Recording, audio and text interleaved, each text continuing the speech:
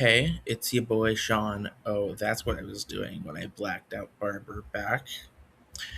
Uh, my grandpa's dead. Cowabummer, dude. I've been wanting to make a video essay for a long time, and I've decided with my days of bereavement, I finally have time to do it. So, welcome to day 74. We need to have an adult conversation about the shit we're printing on cardboard. Before I actually get to talking about what the card of the day is, I first need to implant ideas in your head and poison the well so I don't totally sound like a crackhead. I ask you, the viewer, to think about the difference between drawing a card and scrying two before you interject and say, the two different mechanics, and you start sniffing on glue and not really engaging in the question. If you had two identical cards and the only difference between them is one drew a card and the other scried to, how would you evaluate the two differences? On one hand, drawing a card is better for fast tempo decks that lets you draw the card and spend the mana on it right now. However, let's say you're playing more of a combo deck or a mid range deck that needs to dig for a specific card or a specific answer.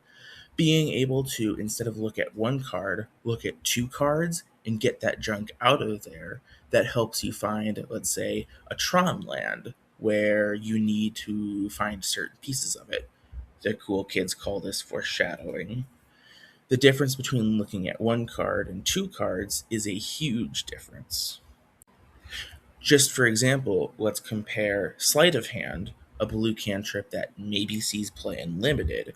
It only digs for two cards, versus Ponder, which lets you see four cards and is notably a hyper staple in Legacy, a very high powered format. And without further ado, I present the victim of our card of the day, Giant's Boulder. Now, you might be looking at this card and thinking, wow, that's kind of a weird card to highlight. But so maybe there's a little bit more ado. Let's go back in time. The year is 2019. It's a bird. It's a plane. It's Modern Horizons 1. It's here to fuck up your format. Now, you Pauper players, you might know what card I'm already talking about from this set. But there was a very special common that they printed in this set that got banned in. Oh, it just got banned in a whole lot of things. Pauper, Legacy, maybe Modern, I don't know. I'll have to check post production. But if you squint really, really hard, Giant's Boulder, it looks like. Yeah, that's right. We're butt chugging copium with this one. You're the un-me. I'm the real me. You wanna be me, kiddo? I was the real me when you were still in my short pants. Hate to break it to you, but I wore them first. Me bequeathed thee the psychopathological hand-you-downs. So you're the one who stained them. Whoever found it, browned it. You'd like me to be you, wouldn't me? But it's too late. You snows. You lows, you sleeped, you weeped, you napper, you get slapper, you slumber, a cucumber, you catch up on some Zeds, you get out of my heads, you slumber, hamburger, I don't want to talk about nothing else.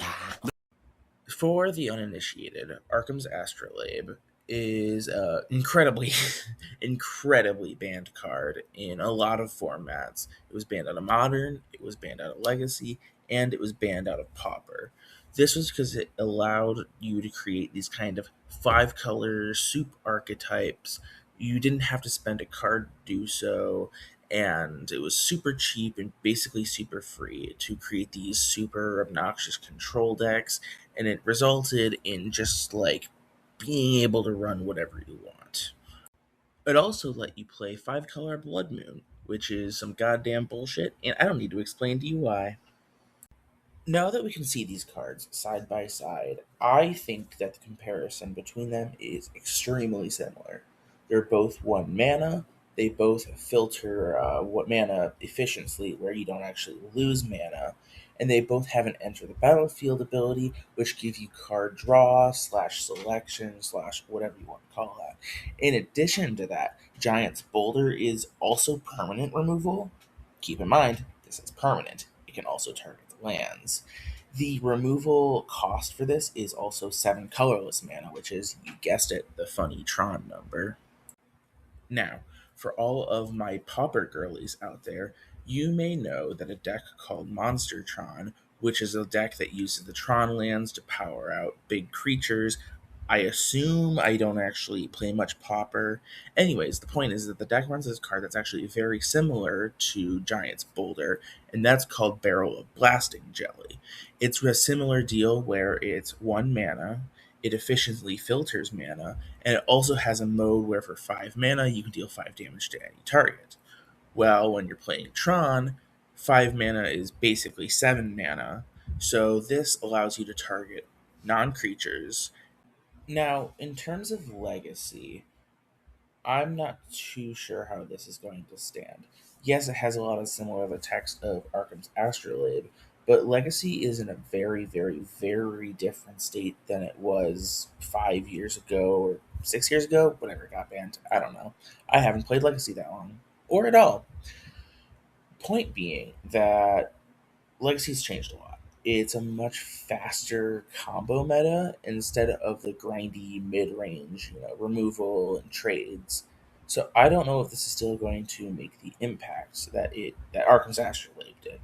However, one comparable note is that this mana cost, instead of being a snow cost, is exactly one, which is findable by everyone's favorite fair and totally not fucked up land, Urza Saga.